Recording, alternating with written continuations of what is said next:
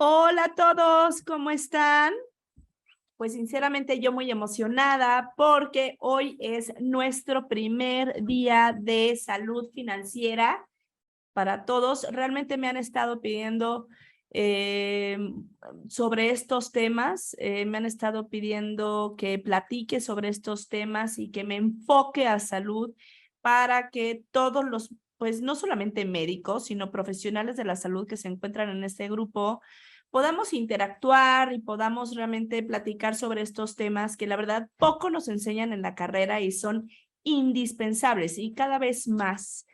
Hemos visto que dame un segundito, que pues la competencia nos ha estado pidiendo eso, la competencia más bien las demandas, lo que nos piden los pacientes. Cada vez más los médicos, los profesionales de la salud quieren invertir, quieren generar sus negocios propios, quieren tener sus propias, pues realmente ver cómo pueden crecer su dinero y no solamente en la consulta. Entonces, el día de hoy y siempre vamos a tener a Javier Obregón. Javier, ¿cómo estás? ¿Qué tal, doctora Fran? Muchísimas gracias por tenerme aquí en tu espacio con toda tu red. Buenísimo. Voy a platicarles un poquito de Javier para que vean a quién tenemos enfrente, para que le hagan siempre las preguntas que quieran. Vamos a estar en vivo y no solamente voy a estar en vivo aquí, también voy a estar en vivo en TikTok y voy a estar en vivo en Instagram. Entonces, pero bueno, aquí siempre, como saben, aquí es la primicia, aquí son mis consentidos. Javier Obregón es economista por el ITAM y tiene un diplomado en análisis estratégico internacional por el CIDE y diplomado en economía social de mercado por la Universidad Panamericana. Cuenta con 17 años de experiencia como asesor en materia económica, financiera y legislativa. Se desempeña como inversionista profesional, asesor financiero patrimonial y de gestión de portafolios de inversión. Realmente Javier es una persona muy profesional, es una persona que le sabe a esto como nadie y además de que tiene mucho conocimiento, pues la verdad es que nos lo aterriza para nosotros los mortales que no conocemos mucho sobre estos temas de los dineros, inversiones, economías, proyecciones, etcétera, etcétera, etcétera. Y él nos va a ayudar siempre, nos va a estar platicando. Hemos estado posteando cuáles son el temario, de todas maneras lo vamos a seguir posteando para que vean, para que se unan, para que pregunten, para que interaccionemos y sea mucho más dinámico y no solamente que Javier esté platicando de sus temas y ya. Entonces, pues bueno, mucho bla bla. Vamos a empezar con la presentación y ahí está. Ya puedes empezar a ya te compartí. Buenísimo. A ver, no sé si Ya, ya se ve. sí, ya Perfecto. se ve, ya Ahí se ve. estamos. Sí, Ahí estamos. sí, sí. Bueno, perfecto. Pues muchísimas gracias otra vez, doctora Fran, a todo el equipo de Galena que hace posible esto. Pero sobre todo, muchas gracias a todos los doctores, a todas las doctoras que se conectan en vivo y también que puedan ver esto de manera diferida. La verdad es que estamos pasando por un momento económico, seguramente ya lo hemos notado todos en el bolsillo, bastante complicado, con inflaciones muy altas, históricamente altas, no vistas desde hace aproximadamente 20 años. Es Lo ves cierto. en el súper, ¿no? También lo empiezas a notar ya en el costo de tu tarjeta de crédito, si es que no eres una persona totalera, como se le conoce, a aquellas quienes liquidan el saldo completo de sus tarjetas de crédito de manera mensual. Ya lo empiezas a observar también en créditos hipotecarios, en créditos automotrices. Es un fenómeno global, Sí, no pero es exclusivo de México, ¿no? exactamente, no es exclusivo de México. En México nos está pegando rudo. La cosa puede ponerse un poquito peor y para eso es importante siempre estar teniendo una estrategia de finanzas personales. Les estoy poniendo aquí una imagen de un árbol muy hermoso que se llama secuoya. Estos arbolitos tardan aproximadamente 1000 años en crecer arriba de los 100 metros. Pero si se fijan la magnitud de la sombra lo robusto del tronco, el tamaño de las hojas, el tamaño de las ramas, es realmente impresionante. Y lo traigo a cuento porque me gusta hacer el símil entre un árbol de estas características y el patrimonio de una persona. Si Ok. nosotros somos empleados, si nosotros somos emprendedores o si nosotros somos empresarios, es súper, súper, súper importante que comencemos a formar un patrimonio desde el momento cero, es decir, desde el mismísimo instante en el que empezamos a percibir nuestro primer peso de nómina, de contrato, de proyecto, de lo que sea. Y ¿Por es qué? importante mencionarles, Javi, que todos los profesionales de salud, todos los que tienen un consultorio, son pymes, ¿no? O sea, realmente Claro, pues eh, mira, es gente autoempleada, Fran. claro, es que todos los médicos no nos sentimos que somos parte de esta marea emprendedora que me gusta decirle, pero sí lo somos. Todos somos emprendedores, todos estamos generando un nuevo nichito de negocio. Entonces, Así por es. eso es importante platicar sobre los temas de dinero, inversión, patrimonio y para que realmente tomen las mejores decisiones en este tema y que no simplemente seamos automáticos con ese tema y que pues lo que ganemos, pues ya lo gastemos y ya, ¿no? Y se termina y realmente podamos mejor hacer un camino de, pues, manejar nuestro dinero de manera más inteligente, ¿no? Correcto, sobre todo porque hoy en día está muy de moda el tema de la libertad financiera, ¿no? Libertad financiera no significa otra cosa, sino que tú puedas vivir de tus rentas, así como lo conocíamos con las abuelitas o gente que de Claro. otros años tenía tasas de interés fija, te estoy hablando de hace 30, 40 años, ¿no? O bienes inmuebles y que ahora viven de sus rentas, bueno, pues eso es sinónimo de libertad financiera. Nada más que la economía ha cambiado muchísimo. Ok. El sistema financiero se ha vuelto mucho más democrático, se ha abierto muchísimo en los últimos 5, 7 años, y ahora ya no necesitamos ser millonarios para poder acceder al mercado de valores o para poder comprar deuda del gobierno, ¿no? Si, de manera muy sencillita. Si alguna vez a ustedes les ha pasado, porque a ver, yo también provengo de familia de médicos, ¿eh? Mi madre es dentista, mi tía, hermana de mi mamá, es anestesióloga. Los amigos de mi familia son médicos, conozco de primera mano cómo funciona esto y he visto de primera mano una situación sencilla. Eh, Tienes una cirugía que no estaba programada o que no tenías tú en tu agenda, te cae de la nada, te cae una buena lana y automáticamente estás pensando en cómo gastártela. Claro. Dices, a ver, me cayeron 40, Ah, esto 50 ya me mil alcanza pesos. para pagar esto. Ah, esto ya me Exactamente, alcanza ya me para... puedo comprar el iPhone 13 Plus Ultra de 4 Ya es cámaras de 14, ya 200. es 14, ya se pueden comprar el 14. Mira, exacto. Y en realidad lo que estás dejando de percibir es un ingreso futuro que puede contribuir no solo a tu retiro, sino a lo mejor para financiarte algún proyecto que quieras poner más Claro, adelante, ¿no? Si claro. quieres abrir otro consultorio, pagar la colegiatura de una universidad o cualquier gasto en general que sea un gasto fijo y que forme parte de tu flujo de gastos constante. Bueno, si no tienes una previsión de finanzas personales, te puedes perder. Y entonces, les he puesto este caminito, esta ruta, partiendo desde la raíz del arbolito, que sería el tema de finanzas personales. Luego vamos a hablar de créditos, inversiones y finalmente la conclusión que sería generar el patrimonio.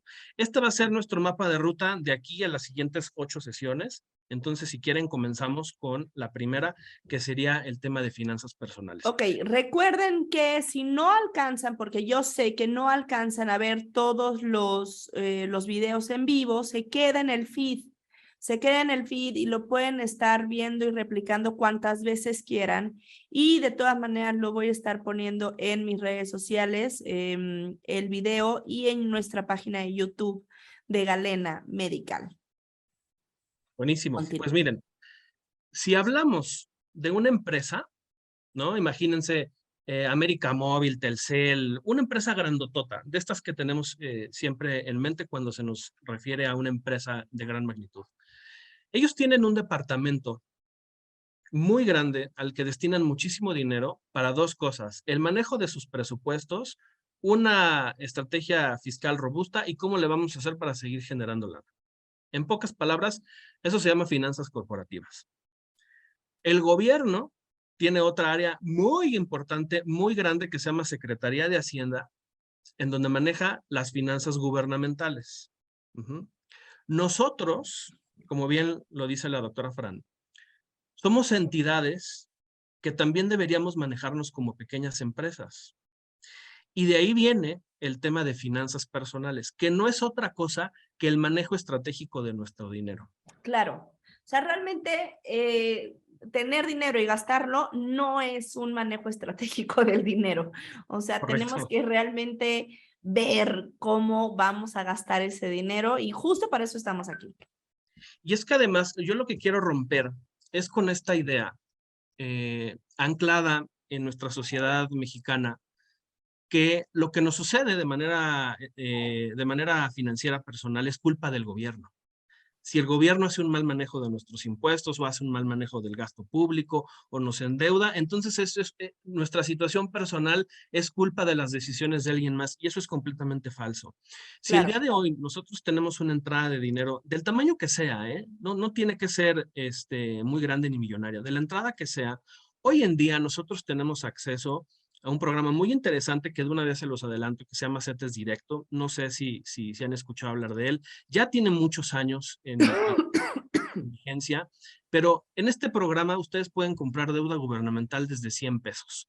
¿Qué significa esto de que pueden comprar deuda gubernamental? Cuando ustedes escuchen en las noticias, en el periódico, en redes sociales, que el Banco de México sube la tasa, lo que quiere decir es que ustedes les está pagando más el dinero por prestárselo. Y ustedes pueden prestarle dinero al gobierno a través del programa de CETES Directo desde 100 pesos. Eso ya lo saben desde ahorita. Entonces, de entrada, si tenemos una presión inflacionaria y el Banco de México está subiendo las tasas de interés, la primera señal que nosotros tenemos que hacer es: tengo que dejar de utilizar créditos y empezar a ahorrar y prestarle el dinero a alguien que me va a pagar una tasa por arriba de la inflación. Exacto, es por arriba de la inflación. O sea, ¿qué sale mejor, Doc? No eres Doc. Javi, cuenta, ¿qué sale mejor? ¿Meter nuestro dinero en CETES Directo o meter nuestro dinero en algún tipo en un banco y esperar a que vaya creciendo? Vamos a llegar a ese punto, pero efectivamente la forma de pensamiento es la correcta. Ya empezamos muy bien. La pregunta que haces es extraordinaria. ¿Dónde me conviene meter mi dinero? De entrada es en un instrumento que te pague más que la inflación. Palomita. La siguiente pregunta que haces es muy buena. ¿Qué me conviene más? CETES Directo, un papel bancario, un papel comercial, una acción, un bono de una empresa. Hacia allá vamos a ir dirigiéndonos para poco a poco ir haciendo una Yo me quise estrategia y al saltar los final pasos, ya viste, contestar. sí, así Te soy yo. quisiste ir Así soy yo. hasta la sesión 7, 8 por allá, pero está muy bien, pues está muy bien porque sirve para sentar las bases de hacia dónde vamos a ir. Ahora bien, las finanzas personales tienen estos aspectos que tienen que ser muy importantes y tenemos que considerarlos. A ver, lo primero es un aspecto contable de primaria, el registrar nuestros ingresos y nuestros gastos, que creo que esto buena parte de las personas lo realizan. Sin embargo, cometemos un error. Y es que, bueno, en el caso de las personas que reciben ingresos variables, como es el caso de los doctores, no es tanto el caso, pero una persona que tiene un ingreso fijo o que tiene un ingreso variable, lo que hacemos automáticamente mentalmente es estandarizar todo a un mismo nivel. Es decir, si tú tienes una consulta y cobras, no sé, entre 1,000, 1,500 pesos la consulta, y todos los días más o menos tienes, voy a poner cifras que no necesariamente tienen que ser reales, sino para efectos de ejemplificar, y más o menos tienes unos 10 pacientes al día, pues ganas 15,000 pesos por día. Si eso lo multiplicas por 30, llegas a un número y automáticamente estandarizas una cifra, ¿cierto? Lo mismo haces con tus gastos. Si yo te pregunto cuánto gastas al mes, tú me vas a traer una cifra que va a intentar hacer un promedio a muy grosso modo de tu vida. El tema es que así no funciona la vida. Los gastos no son fijos, los ingresos, como los médicos, pues no son fijos. Exacto, los médicos Entonces, si dependen pues, si tú tienen cirugías, si no tienen correcto. Si te cirugías, caen etcétera. más o menos pacientes, depende de qué tipo de médico eres. Si te dedicas a hacer cirugía estética, pues vas a tener un comportamiento de ingresos. Si eres un médico general, vas a tener otro tipo de consulta, ¿cierto? Claro, Otro incluso tipo de... el mes, los meses Se te nos afectan, descuadran, ¿no? no El siempre son tipo. iguales. Ujú. Correcto. Entonces, de entrada, aunque intentes hacer un registro muy básico de ingresos y gastos, ya tienes que ponerle un poquito más de ciencia a esta situación, porque vas a notar, y esto siempre me sucede con absolutamente todas las personas a las que asesoro, no existen meses de gastos fijos. Aunque seas un empleado que reciba un sueldo mensual fijo, valga la redundancia, tus gastos no van a ser siempre los mismos. A ver, Claro, en el caso de los papás que tenemos hijos en la escuela, hay un mes del año en el que hay que pagar inscripciones. Ya con ese simple hecho, ya no ya se puedes hacer, modificó, se claro, y modificó también, todo. pues bueno, puede ser que vayas a, no sé, a una fiesta y te gastes más dinero de lo que tenías previsto, ¿no? Y ya. Cumpleaños, Navidad, ¿no? Ahí ya se mueven. Esas cosas hay que tenerlas en consideración, porque en realidad lo que sucede con este patrón de ingresos y gastos resulta ser en que es una variación en donde hay meses de picos y hay meses de valles. Y si tú en algún momento de tu ingreso o en algún momento revisas tu estado de cuenta, que esto siempre pasa tiro por viaje, y tú dices, a ver, si yo gano 10,000 pesos y yo gasto 5,000 pesos, por lo tanto, yo debo tener 5,000 pesos de ahorro constante en mi tarjeta de débito, ¿cierto? Cierto. Eso es lo que hacemos.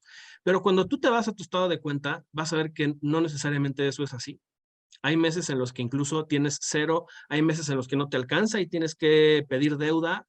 La peor que puedes hacer, pues es decir, pues no tengo para pagar la tarjeta de crédito y ya está. O pedir un préstamo personal a un banco y entonces ya empezamos el caminito de las deudas que solamente crecen y crecen y crecen y que además se agravan en circunstancias como las actuales, en donde las tasas de interés empiezan a subir aceleradamente.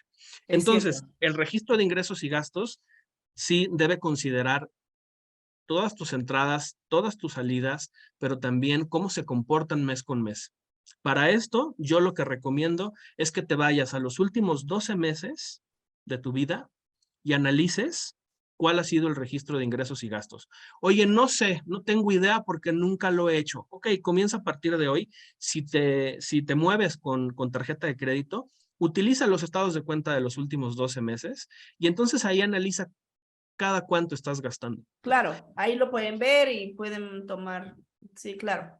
Una vez que ves eso, lo siguiente que tienes que hacer es hacer un presupuesto y ponerte objetivos. A ver, el gasto de todo mundo, que es en donde más comúnmente gastamos, súper. El presupuesto del súper es un presupuesto que no es fijo. Y no es fijo porque cuando vas al súper siempre se te pega algo más, ¿no? Siempre. Por eso es mejor comprar en línea. Es muchísimo mejor Es efectivamente mejor comprar porque en no sé, línea. porque nada más pones calabaza, no vas caminando por los pasillos y ay, mira, hace mucho no compro Exactamente, pitaya. Algo, sí, exactamente. entonces se te junta 1 kilo de pitaya y no te la comes y nada más echa a perder y es terrible. Entonces, pues en línea, pero en línea tiene el contra que te cobran comisión. Te cobran comisión, aunque hay tiendas que si pagas una membresía, como por ejemplo Walmart, que tiene un programa que se llama Walmart Pass, te cobran 500 pesos al año y ahí ya incluyen todos los envíos. Y adicionalmente te van haciendo promociones, a veces te van mandando algunos Ah, está, suena cupones. bien, suena bien, Sí, no, suena no es bien. comercial, no es comercial, es simplemente lo que yo hago. Y he visto que Gracias. funciona, he visto que Está funciona. bien. Lo siguiente es segmentar tu presupuesto. A ver, nosotros tenemos gastos fijos y tenemos gastos variables, tenemos una vida social, nos vamos de vacaciones, nos gusta comprar ropa y nos gusta consentirnos. A todo eso me refiero con hacer un presupuesto. Tienes que hacer un presupuesto de tu súper, tienes que hacer un presupuesto de tintorería para llevar tus camisas, para llevar filipinas, batas, etcétera. Tienes que llevar un presupuesto para los gastos de telefonía celular, de todas las aplicaciones que utilizas día con día, como Netflix, Apple TV, Amazon Prime, todas esas cosas las tienes que registrar, porque aunque aparenten ser muy baratas en la mensualidad, si tú anualizas estos 100 pesos, 150 pesos al mes, pues en realidad estás gastando aproximadamente entre 1,500 a 2,500 pesos en aplicaciones, que Claro. no es una cifra menor en términos anuales, ¿no? Es más, puede llegar a ser incluso equivalente al boleto de avión de tus vacaciones de fin de año. Una sola de esas apps. Y lo siguiente es considerar una cuestión de programación neurolingüística.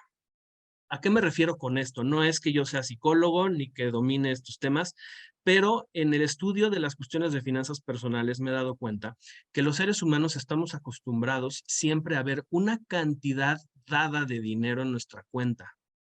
Si tú vas saliendo de la universidad y tu primer sueldo es de unos 6,000 pesos, 8,000 pesos, te vas a acostumbrar siempre a manejar ese tipo de cantidades. Si en algún momento de tu vida te llega a caer algún negocio, algún proyecto, te suben el sueldo, lo primero que vas a hacer, como estás acostumbrado a ver una cierta cantidad de dinero, es ajustar otra vez ese nivel de gasto. Por eso es que Sí. se dice, por eso es que sucede que las personas mientras más ganan dinero, Más también gastan. empiezan a gastar más. Porque si ellos dicen, yo estoy acostumbrado a ahorrar siempre 10,000 pesos, pues si gano hoy 100,000 pesos, pues me tengo que gastar 90,000. Y en este mundo, lo más fácil que puedes hacer en tu vida es ponerte a gastar en cosas, Estoy de acuerdo, estoy de ¿no? acuerdo. En cambio, si nosotros nos fijamos a este presupuesto y decimos, mi vida completa vale esta cantidad de dinero fija al mes, todo lo demás que sobre se va a ir entonces a generar este patrimonio del que hablamos al inicio. Se va a destinar a plantar las semillitas para que esta secuoya cada vez crezca más y más y más. Porque Ujú. además tenemos otra realidad. Y es que si tú no cotizas a una Afore, no vas a tener dinero para el retiro. Claro, Y eso es si bien la importante tienes, porque ahorita hemos tenido, pues sobre todo esta generación, ¿no? Esta generación ya, si no empezamos a ahorrar, si no empezamos a generar nuestro afore, realmente no vamos a tener dinero para el retiro y vamos a tener 90 años si es que llegamos y vamos a y tener que vamos a seguir depender trabajando. de nuestros hijos, vamos a Sí, depender de claro, nuestros claro, por nietos. supuesto. Y la idea no es esa, ¿no? Entonces, y además hay otra realidad, y es que las Afores, por ley, no pueden ahorrar más de cierta cantidad de dinero en la bolsa de valores. Entonces, básicamente las Afores a lo que se dedican es a comprarle deuda al gobierno. Ahorita, claro, las tasas de interés están altas, pero a ver, ya al inicio de este sexenio, el presidente de la República decidió cancelar la construcción del aeropuerto. Más allá de tu filiación política, más allá de si estás o no de acuerdo con la decisión, hubo una repercusión en Afores. Y es que las Afores también, una parte de su objetivo es fondear proyectos grandes del gobierno. O sea, al momento en el que se tomó esa decisión al inicio del sexenio, automáticamente las Afores perdieron dinero. Claro. O sea, los ahorradores en ese instante perdimos lana.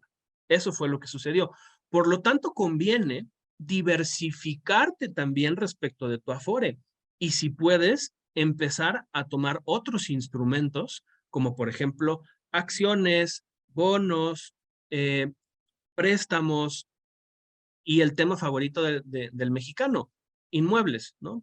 Si puedes comprarte una casa y después rentarla, un departamento, etcétera, pues eso es maravilloso, ¿no? Esto tiene que ver con la programación neurolingüística, específicamente el tema de si tú estás acostumbrado a ver cierta cantidad de dinero y recibes una cantidad superior, no te la gastes, simplemente afiánzate a tu presupuesto y lo demás ahórralo. Y lo siguiente es nuestra relación con el dinero. A ver, somos mexicanos, los mexicanos tenemos una cultura que dice que el rico es malo.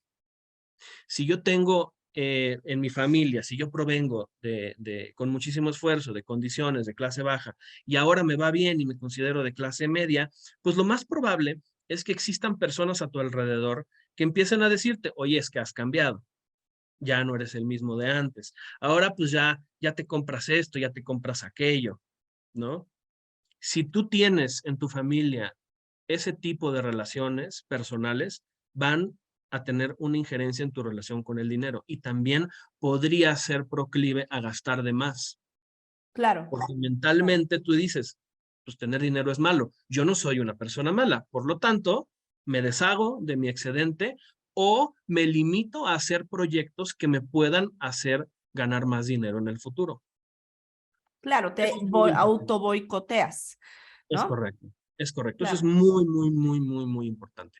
Y finalmente, dejé el tema de autoconciencia al final, que en realidad tendría que estar al inicio, pero una vez que ya hablamos de estas 4 cuestiones anteriores, al final del día el aspecto de las finanzas personales se vuelve un tema de autoconciencia, es decir, que tú seas capaz de ver en realidad cuánto ganas y cuánto gastas a través de una hoja de cálculo. A ver, hablo de una hoja de cálculo y me refiero a una hojita de Office, pero también lo puedes hacer en una hoja blanca, en una libreta, como sea que más te acomode, pero el chiste es que te tienes que enfrentar a ti mismo. Y esa es otra cosa muy importante que a veces la gente no queremos ver. Muchas veces decimos, no, no, no, mejor ni volteo a ver cuánto gasto porque me da miedo enfrentarme a la realidad. Claro, claro. Sí, sí, sí, sí. Sí, Pero es lo más totalmente. importante. Lo más importante es que te enfrentes a ti mismo, porque a partir de ahí, entonces es que vas a poder empezar a construir algo hacia el futuro. Y ese algo hacia el futuro es este proceso que les estoy poniendo aquí. Si se fijan, el proceso es presupuesto, ahorro, inversión, aunque en realidad las 2 primeras componentes son las finanzas personales. Lo que pasa es que tienes que partir necesariamente de una situación de autoconciencia en donde tú eres capaz de decir, ok, me gusta gastar en esto, porque además el hacer un presupuesto no significa que te conviertas en una persona coda. No significa eso. Significa que te vas a ordenar. Si a ti te gusta gastar todos los días 80 pesos o 100 pesos en un café de Starbucks, tienes que ser consciente que eso va a tener un efecto al final de X cantidad de dinero. Por En algún supuesto, por momento supuesto. a una Sea, persona, perdóname, Javi, pero estas y personas que cuando entran al cajero y así de que se persinan así de Dios, a ver cuánto dinero tengo, eso no pues puede no ser. debe pasar, ¿no? O sea, o sea, debes de estar como muy consciente de lo que gastas y saber que el dinero no es infinito y que pues tener una tarjeta de crédito no te dobla el dinero, porque hay gente que dice, ah, bueno, pues yo tengo 8,000 acá, pero tengo una tarjeta de crédito que me da 15,000 de crédito, pues entonces tengo 23,000 pesos. Ese Exacto. no es la Eso, manera en eso, cómo pensar. Eso lo veremos en la cuestión de crédito, porque vamos a analizar exactamente cómo funciona una tarjeta de crédito, cómo se calculan los intereses de la Me tarjeta, encanta, me cómo se encanta. calculan los pagos mínimos, porque déjame decirte, a ver, yo estudié economía, pero a mí nunca me enseñaron en la escuela cómo se utilizaba una tarjeta de crédito, ¿eh? O sea, estas cosas uno va por la vida aprendiéndolas a golpes. Es más, en mi familia, a mí me enseñaron que las tarjetas de crédito casi eran el diablo. Ah, a Porque, mí a ver, también. Mi mamá me yo regaña que nací. tenga una tarjeta de crédito, literal, a mis 40 años. A ver, a mí me tocó la crisis del 94 teniendo aproximadamente 11 años y fue la peor etapa financiera de mi familia, donde otras familias perdieron casas, eh, tuvieron deudas en tarjetas de crédito que quizás hasta hoy en día sigan arrastrando. Es decir, todo lo que suceda a nivel macroeconómico definitivamente tiene una repercusión en nivel micro. Por eso es sumamente importante que tengas ahorro, que inviertas y que tengas un presupuesto para que ante cualquier eventualidad tú sepas cómo responder ante el mercado o ante una situación adversa. Y les Claro. quiero contar el caso de este señor que se llama Warren Buffett. No sé si lo conozcan, pero se los platico. Warren Buffett es considerado el mejor inversionista de todos los tiempos. Es uno, si lo buscan en la revista Forbes, es considerado uno de los 10 hombres más ricos del mundo. Y lo traigo a consideración no porque haya que presumir la cantidad de dinero que tiene, sino cómo la construyó. Esta gráfica de aquí considera la riqueza neta de este señor. Riqueza neta significa todo lo que ingresa menos todas sus deudas y eso lo que queda se llama riqueza neta. Bueno, este señor comenzó aproximadamente a los 11 años. A los 11 años, él tuvo este nivel de autoconciencia de decir, oye, yo todo lo que gano lo puedo convertir en más dinero invirtiendo y subiéndome a una curva de interés compuesto, que es la historia de su vida. Si se fijan, él a los 14 años ya tenía $5,000, pero él comenzó repartiendo periódicos y poniendo su primer negocio, una maquinita de estas que te da dulces en una tienda. Así empezó él. Y él dijo, Si a los 30 años no tengo mi primer $1,000,000, que era para ir hacia la universidad, me suicido. Bueno, más allá Qué bueno que de llegó, qué bueno el que sí llegó al dramatismo, punto, ¿sí no? pero sí lo logró. Si se fijan, a los 30 años consiguió Sí, su sí lo primer millón de logró, por dólares. eso. Claro, por la construcción de esta gráfica, lo que nos dice es que el interés compuesto necesita de una sola cosa. Bueno, son dos cosas, pero la más importante es el tiempo igual a paciencia. Este señor, la gráfica al lado derecho llega hasta la edad de 89 años, pero en realidad este señor ya tiene más de 90 y su riqueza ya ha superado los $90 billones. 90 billones son 90,000 millones de dólares en términos de lengua española. Lo que pasa es que los gringos utilizan el término billions para lo que nosotros utilizamos los miles de millones, ¿no? Los Pero vamos, no, trillones serían, ¿no? 90,000 millones de dólares es su Ujú, riqueza. ujú. Es muchísimo dinero. Este señor, acá les voy a poner parte de su historia. A los 11 años compró sus primeras acciones en la bolsa de Nueva York. Él, como repartía periódicos en su bicicleta y vendía refrescos, él se dio cuenta que si él deducía su bicicleta, fíjense, él ya estaba pensando en que él era una empresa. Entonces, si mi capital de trabajo es una bici, eso quiere decir que la depreciación de la bicicleta la puedo deducir de mi declaración de impuestos a los 14 años. ¿Ok? Y lo que empezó a hacer fue comprar extraordinarios negocios a precios baratos. Claro, y eso es Lo bien primero importante, que la hizo, diversificación, ¿no? ahí todavía no tenía esta conciencia de la diversificación. Él simplemente se centró. A ver, yo reparto Washington Post a todas las casas de mi vecindario y todos los compran. No importa que el precio del periódico suba y todo mundo toma Coca-Cola. Por lo tanto, estos son extraordinarios negocios que tienen un extraordinario poder de precio, de fijación de precio. Y empezó a comprar acciones. A largo plazo, él se convirtió en dueño del Washington Post. Me parece que ahorita ya no lo es, pero lo que sí es que es el dueño del 10% de Coca-Cola, empezando a comprar desde una acción. Hoy este señor recibe más de $700 millones de dividendos al año de Coca-Cola. Me voy a detener un poquito para explicar el concepto de dividendo. Si tú eres accionista de cualquier empresa, tú tienes derecho a una cosa que se llaman derechos patrimoniales, es decir, tienes derecho a una parte de las utilidades de las empresas. Sí, Las empresas, hay momentos en los que deciden, oye, tengo mucho dinero y quiero devolver parte de las ganancias, parte de las utilidades a mis accionistas. Y eso lo hacen a través de dividendos. Hay empresas como Coca-Cola que tienen una costumbre de que cada 3 meses reparten X cantidad de dinero a todos sus accionistas. No importa que tú solamente tengas una sola acción de Coca-Cola, tú vas a recibir tu dividendo. Este sí. señor tiene tal cantidad de acciones de Coca-Cola hoy en día que recibe más de $700 millones al año, solamente en dividendos. Y esa es solamente una pequeña parte de su portafolio personal de acciones como inversionista. Más adelante, si quieren, hablamos de eso. Pero ahora me quiero centrar un poquito en las cuestiones psicológicas de, Muy importante, la verdad es que sí, sí. Digo, fuera de que todos, digo, no, no es un asunto político, no no, queremos aquí generar ningún tipo nada. pues, roce, ¿verdad? Es simplemente un tema que se tiene que tocar, ¿no? Y pregúntense esto ustedes mismos, o sea, no tienen que responderme esto a mí, porque esto es importante para ustedes. Si uno dice, los ricos son malos, automáticamente estás imprimiendo en tu cerebro el yo no tengo derecho a aspirar a tener más dinero. Claro, o sea, es un decreto, ¿no? Ahora que tanto dicen de las manifestaciones y los decretos. Pues mira, yo no sé si eso sea cierto o no, pero lo que sí me consta es que si tú tienes esta idea, mira, te voy a contar.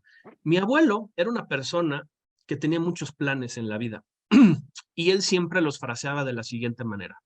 El día que Dios me castigue y me regale unos centavos, voy a hacer tal o cual cosa. Mi abuelo nunca hizo nada de los proyectos que él me contaba, porque los percibía como un castigo. Claro, pues, ¿qué tiene que ver el castigo con el dinero? O sea, no va por ahí. Exactamente.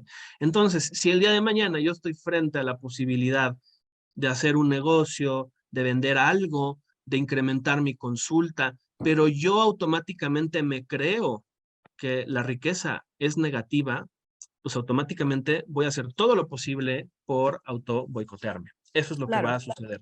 Eso es una claro. realidad.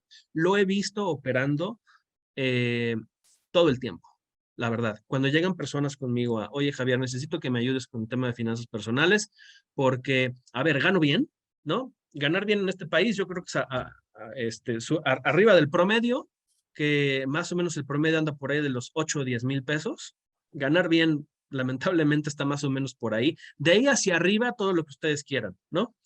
Y me dicen, oye, pues gano bien. A ver, yo soy una persona que gana, ejemplo, 50,000 pesos al mes. Pues un muy buen sueldo. Si multiplicas 50,000 pesos por 12 meses, estás ganando 600,000 pesos al año. 600,000 pesos al año para este país es bastante dinero. Puedes hacer muchas cosas.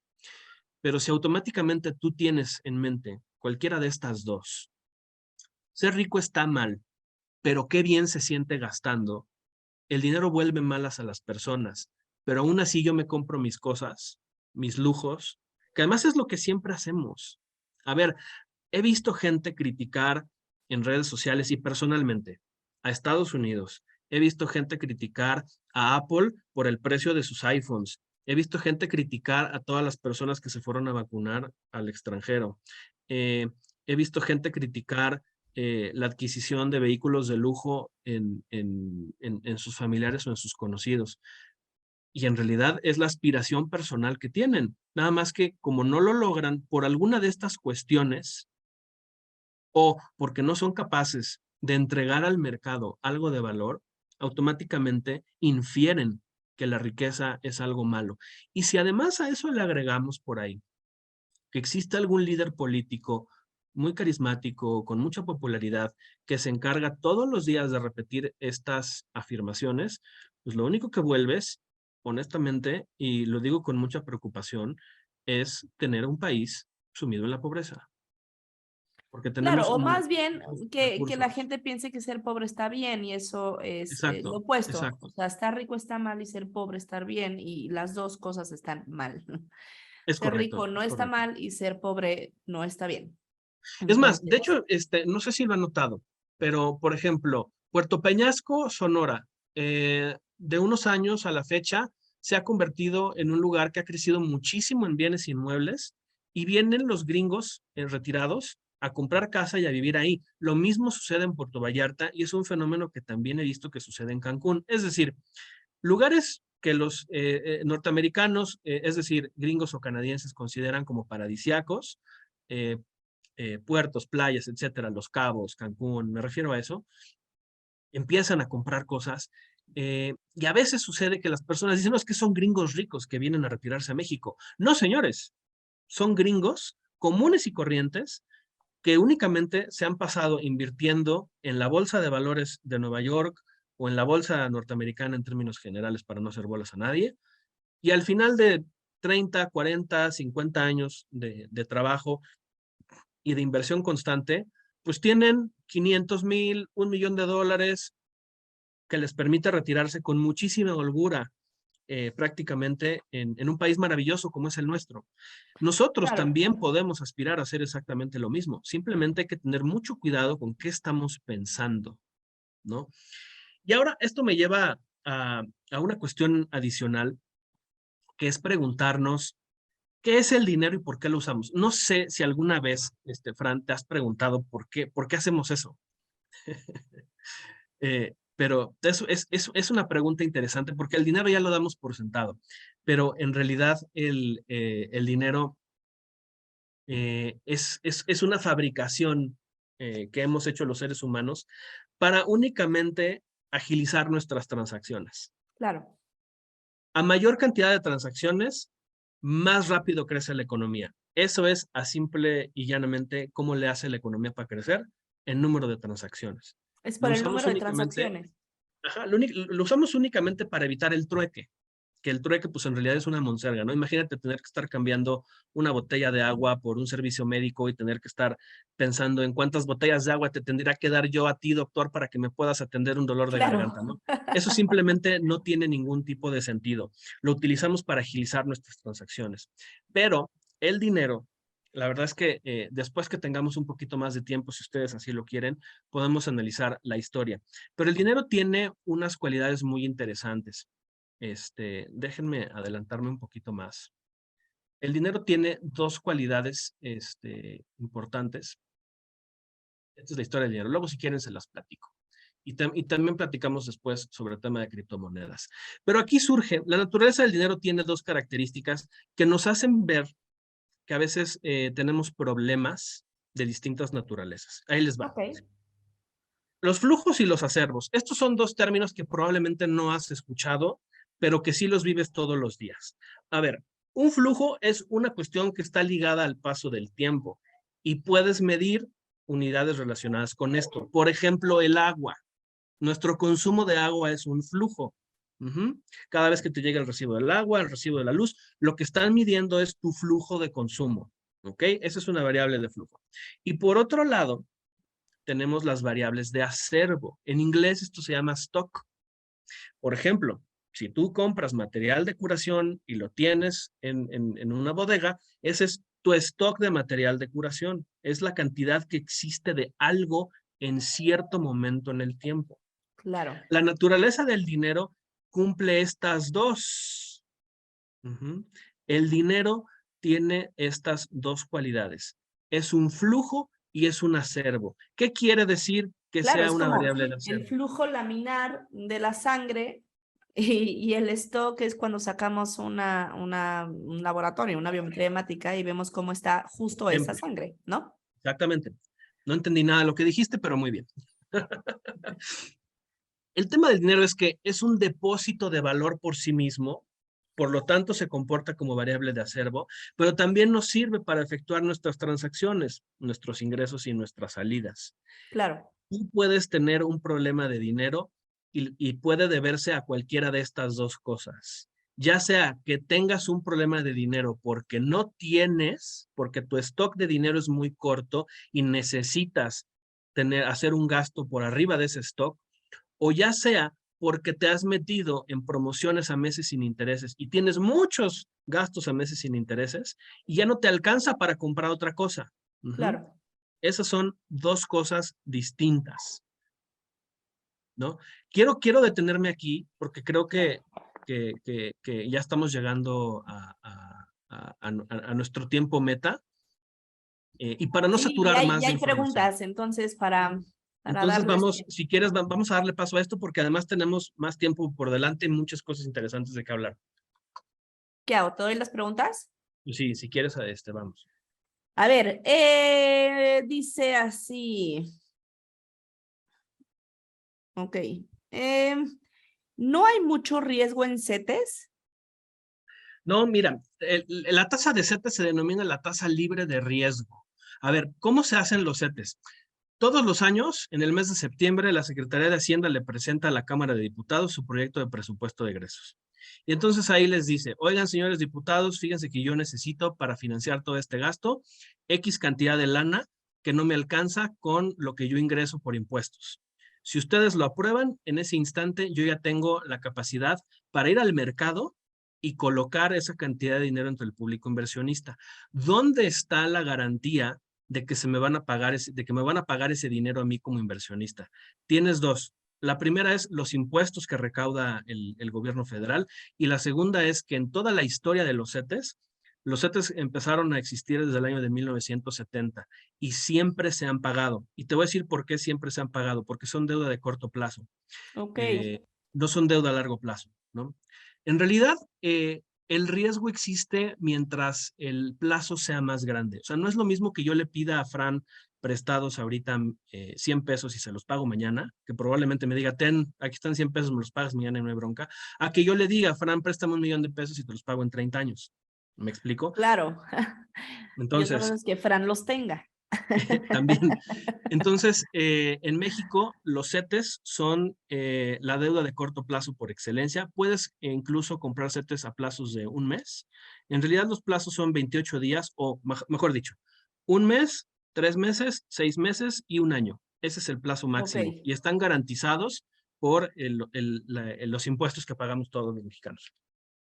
Eso es bien importante, ¿eh? Porque todos los que no sabemos mucho de este tema, la verdad es que los CETES para empezar a invertir en algo es, yo creo que la mejor decisión de inicio de inversión, ¿no? O sea, Al como inicio ahí sí, yo creo podemos que sí, aprender, ¿no? De ahí. definitivamente, claro. Hay otra pregunta sobre los gastos hormiga y qué son los gastos hormiga realmente. O sea, si lo que decías de lo de Starbucks, eso que sí, ese tipo de gastos se consideran gastos hormigas. Por supuesto. A ver, nosotros normalmente siempre consideramos igual por estas cuestiones mentales que tus grandes gastos son la hipoteca, la renta, el crédito automotriz, el súper, el celular, etcétera. Pero mientras los gastos van haciéndose cada vez más chiquitos respecto de tus gastos más grandotes, no sé si esto si me explico aquí, Sí, sí, sí. empiezas a hacerlos, empiezas a minimizarlos. Por ejemplo, el gasto que le das, los 10 pesos que le das al viene, los 10 pesos del parquímetro, que si tú fumas y te vas al puesto de la esquina y te tomas un cigarrito y una coca, eso ya no lo consideras, ¿va? Y es una salida de dinero. El presupuesto tiene que considerar necesariamente una cosa, la que yo le denomino diversos. El Ok. diversos es el billetito que te acomodas en la cartera y que te sirve para todas estas cosas. Y es importante que también tenga un valor. Pueden ser 500 pesos, 200 pesos, 100 pesos, lo que tú más o menos estés acostumbrado a hacer. Pero como regla general es billete que se acaba para estos gastos hormiga, billete que no regresa hasta el siguiente periodo. Si tú llevas tus gastos de manera quincenal, semanal, mensual o como sea, y vamos a suponer que te haces un presupuesto de 400 pesos al mes para este tipo de gastos, quiere decir que tú vas a tener 100 pesos a la semana más o menos en promedio. En el momento en el que se acabe ese billete, pues se acabó. Esa es tu señal de hasta aquí llegué, porque si no, es muy fácil que un billete Sacas y y otra sacas y vez. sacas y sacas, exactamente. Claro, claro. Hay pregunta dónde es recomendable ahorrar. Miren, como regla general, el ahorro tiene que estar siempre colocado en un instrumento que te dé por lo menos la inflación. Si tú lo dejas en tu cuenta de banco, el billete de 100 pesos que dejaste ahí el año pasado, hoy vale menos por efecto inflacionario, ¿no? Si pensamos que la inflación, para redondearla, es del 10%, quiere decir que tu billete de 100 pesos hoy solamente va a alcanzar para comprar 90 pesos de lo que tú estás Exacto. acostumbrado. Por eso es que les insisto, échense un clavado en la página de cetesdirecto.com, así se llama, www.cetesdirecto.com. CETES se escribe con C al inicio y S al final. Es un Ahorita lo programa, escribo para es que un lo programa vean. que en realidad es una cuenta con Nacional Financiera, para que también tengas la confianza de decir, bueno, ¿a quién le estoy mandando mi dinero? Es Nacional Financiera, es la banca de desarrollo, y ellos tienen, este programa es maravilloso porque si tú quisieras comprar CETES por tu cuenta, tienes que ir a un banco, tienes que ir a una casa de bolsa y te van a pedir millones, eso sí, millones de pesos para poder comprar CETES. Pero este programa lo que hace es que permite al público como nosotros, así las personas de a pie, poder comprar desde 100 pesos y al mismo precio al que compran las casas de bolsa, los bancos, las aseguradoras, vamos, el sistema financiero en general, el Sí, está grandotote, buenísimo. Claro. tú puedes comprar a esos mismos precios. Es como ir a comprar tal cual a mayoreo, a ese precio. Ok. Preguntan, entonces, definitivamente un gran error es pedir un préstamo para pagar otras pequeñas cuentas. Sin duda, eso es lo peor que puedes hacer, sobre todo cuando las tasas de interés están subiendo como hoy. Claro, Porque, porque a ver, quedas con la deuda acá, con la deuda por allá, deuda supuesto, en todos miren, les voy a lados. platicar un caso. Les voy a platicar un caso. Me llegaron unas personas que tenían un coche mediano, ¿no? Lo estaban pagando, lo habían sacado apenas hacía como unos 2 años cuando yo los conocí, y el crédito era 5 años. La tasa me parece que en aquella época andaba por ahí del 10% anual. Se casaron, tuvieron un hijo, y cuando tuvieron un hijo, lo que les dictaba su cabeza era comprarse una camioneta, porque en el momento en el que tú te conviertes en padre, por alguna razón hay personas que creen que ya tienen que irse a comprar la mamá móvil o la camioneta, etcétera. El asunto es que no les alcanzaba para comprarse una camioneta en cash. Entonces, lo que hicieron fue ir a la agencia y decirles, oigan, yo quiero una camioneta, pero no tengo dinero. Automáticamente, lo que les recomendaron fue, no te preocupes, tu coche, que en su momento vamos a pensar que valía 100,000 pesos, 2 años después trae una depreciación aproximadamente del 30%, ya no les consideraron los 100,000 pesos, les consideraron 70. Les tomaron 70 a cambio para comprar una camioneta que valía, vamos a pensar, 200,000 pesos, el doble. Y sobre eso refinanciaron con una tasa más alta. Entonces, lo que terminaron por hacer es ampliar el periodo de pago. Si antes tenían 5 años para pagar y ya iban en el año 2, solo les faltaban 3 años para liquidar esa deuda. Pero en el año 2 decidieron sacar un crédito por 5 años adicionales, es decir, aumentaron el plazo de su deuda, aumentaron el pago mensual, se deshicieron de un activo que, bueno, se Le costaba deshicieron de más un caro. coche, exactamente, terminaron pagando más a una tasa más alta y por un periodo de tiempo mayor. Entonces hay que tener mucho cuidado. No siempre aplica esto. Por ejemplo, en los créditos hipotecarios, cuando las tasas están bajando, sí conviene ir con los bancos y refinanciar tu deuda. Pero digamos que en términos generales, ya en cosas particulares, si quieren luego las podemos ver, pero en términos generales sí es una muy mala idea abrir un crédito para pagar otro. Ok, muchas gracias. Hay otra pregunta. Bueno, hay otras más. Yo creo que esta ya es la última pregunta para que no se haga tan largo. Dice, ¿desde qué edad es necesario ahorrar para invertir? ¿Cómo trabajar en ti mismo para evitar el autoboicoteo? ¿Las inversiones en el sistema de salud no tendrían un alto riesgo de devaluar tu inversión debido a la inflación? Yo creo que ya Las cerramos inversiones con en el estas sector salud. preguntas. A ver, esta última yo creo que sí necesitaría un poquito más de, de Yo creo que la contexto. dejamos para la siguiente vez. ¿Qué te parece esas Y no, dos? no me gustaría Esa. dejar ninguna en el aire. Pero a ver, ya, para cerrar, ustedes como doctores están metidos en uno de los sectores más resistentes a las crisis. A ver, esto véanlo desde el punto de vista de un consumidor. ¿Qué va a sacrificar primero un consumidor? ¿El comprar un iPhone o el atenderse una enfermedad? ¿No? Desde ahí partamos. Independientemente de la rama específicamente a la que ustedes sean especialistas, el sector salud es un sector sumamente eh, potente en ese sentido. Es por eso que también que en el mundo bursátil, las acciones que caen menos cuando hay crisis son precisamente las del sector salud. Estoy hablando de laboratorios, estoy hablando de financieras que se dedican a seguros de gastos médicos, ese tipo de cosas, ¿no? Entonces, tienen ustedes una gran ventaja respecto de otras personas que se encuentran en otros sectores de la economía, y es precisamente que ustedes atienden las necesidades más básicas, una de las necesidades más básicas del ser humano, que es la salud. Claro, claro, muchas gracias. La verdad es que sí, es un tema que los doctores o los profesionales de salud en general poco nos dicen cómo podemos pues crecer nuestro dinero, dónde lo podemos ahorrar, cómo, o sea, como viste las preguntas, la verdad es, o sea, son preguntas que nadie nos soluciona, ¿no? O sea, si no llegamos con alguien como tú, pues es muy difícil que alguien lo solucione y solamente nuestro entendimiento del dinero es cómo llegamos a solucionar y no siempre es la mejor solución, sinceramente. A mí me encantaría que todos los que están viendo este video, pues que le pongan like, que vamos a compartirlo en las diferentes redes sociales para que ustedes también lo puedan compartir a su vez. Y vamos a estar contestando preguntas, aunque ya no estemos en el aire. Ya saben que yo estoy aquí muy pendiente del grupo, entonces me pueden mandar mensaje, bueno, mandar una pregunta y yo se lo hago a hacer llegar a Javier. Javier, muchísimas gracias por todo.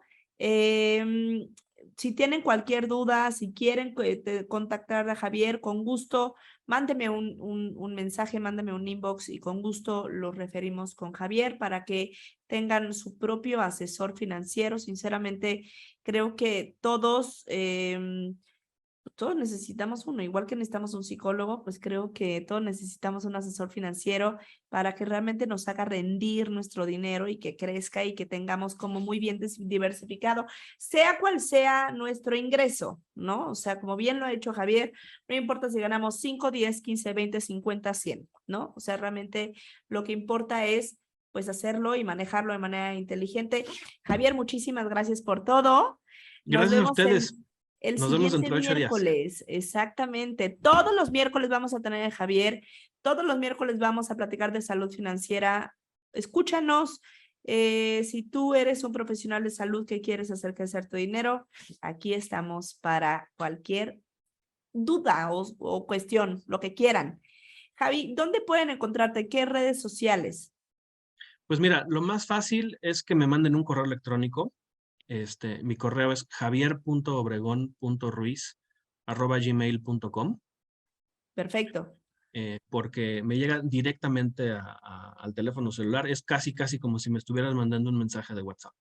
Me encanta, me encanta. Pues muchísimas gracias a todos. Gracias por vernos, gracias por sus preguntas, gracias por el interés y nos estaremos viendo el viernes para los viernes de sesiones de salud. Les mando un fuerte abrazo, bonita semana. Gracias, Javi. Un A abrazo fuerte. ustedes. Bye. Nos vemos. Hasta luego.